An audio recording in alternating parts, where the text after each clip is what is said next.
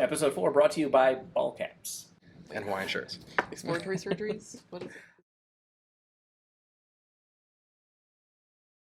I want to talk about the specific retrospective.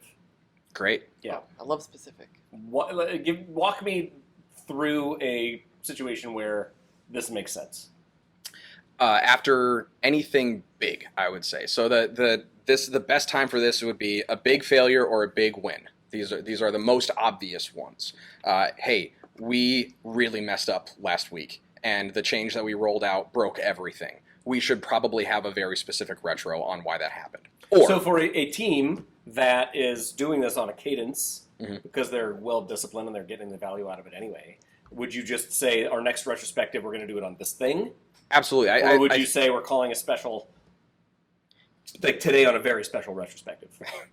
If it is that important, you could. Okay. But yeah, I think it's great to have rolling intents behind your retros anyway, so the team can kind of get used to like, hey, we did a team building one last time. This next time we're going to do it on this specific item. And whether that comes from the team, whether it comes from the Scrum Master, whomever makes the case for why we should really dig in deep on this specific thing, I think that's great. People can prepare for it. They can come with whatever data or anything else that they want if they know it's coming. Or if it's something that just kind of freshly happened, let's just all go talk about it. Let's go talk about what happened. I would say also as a Scrum Master, being able to look for things that are specific, especially on like a new team, right? So a Scrum Master is noticing this bottleneck over and over and over, but the team never really talks about it. They've given the space in a different retro, many retros, to see if the team will talk about this bottleneck. It keeps coming up, hey, this is a sticky every single retro, Yep. this pain point, and we have never done anything about it. Yeah, so we're going to let's really scope it down to just this one thing. Yep. Yeah, so let's say Okay. we have this bottleneck on peer review. We might have this sprint's retro might just be on what's happening there. Why do we have this bottleneck here? Yeah. And the team will then focus on just that thing. Sometimes it just takes a Scrum Master noticing and being that mirror to reflect it back to the team. Mm-hmm. It's interesting. I think about the expression "knives are sharp." They are, right? Like, so you could take that and say, okay, well then, therefore, let's remove that knife from everyday usage because it's dangerous, which would be ill-advised because they're so useful.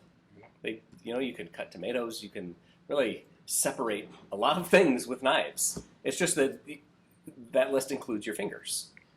So Yes. you have to be careful. Yes, and a falling knife has no handle, which means sometimes while things are still going wrong, we want to jump in and start picking it apart, and that may not be the right time to do it.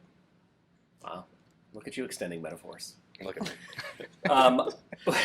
So what I think is you could take this specific retro that we are running because of some recent failure, and you could use it as a tool to say, look at us. We are human beings. Human beings are imperfect, and it's human beings that are running this business. And we had some sort of outcome that was less than perfect.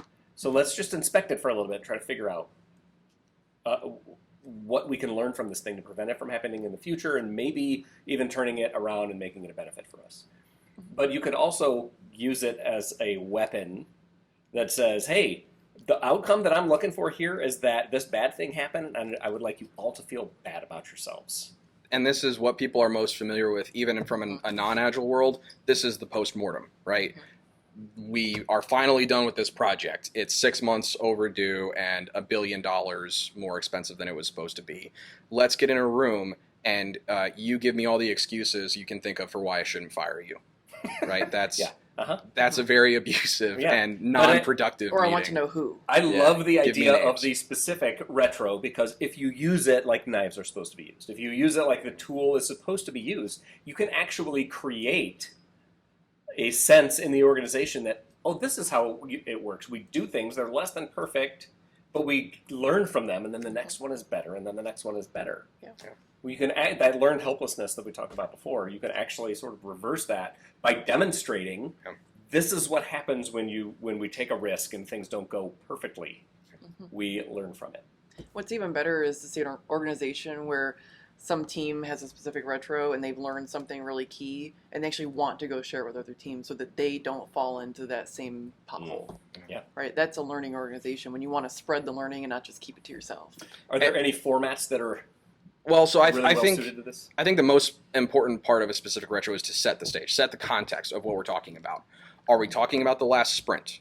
Are we talking about a release? Are we talking about our retros and how we do retros, or whatever it may be? It doesn't have to be based on a unit of work. It can be about any specific thing that is affecting the team or the team has produced. So set that context very explicitly. If it's a 9-month project, say, hey, we're going to map out this entire 9-month project, and we know our memories are going to be really fuzzy from 9 months ago, and they're going to get clearer the closer we are to it. But make sure people know what they're there to talk about. And then there are a bunch of different formats that are great for it. I really like mapping stuff over time. Especially you can go qualitatively and just go off of feelings. A great example is like, hey, this release that we've been killing ourselves for, April, May, June, whatever. How are you feeling? Good, bad, and just let's see where the pain points were, and then let's zoom in on one of those pain points or one of those winning points, where we felt like we were doing everything really well.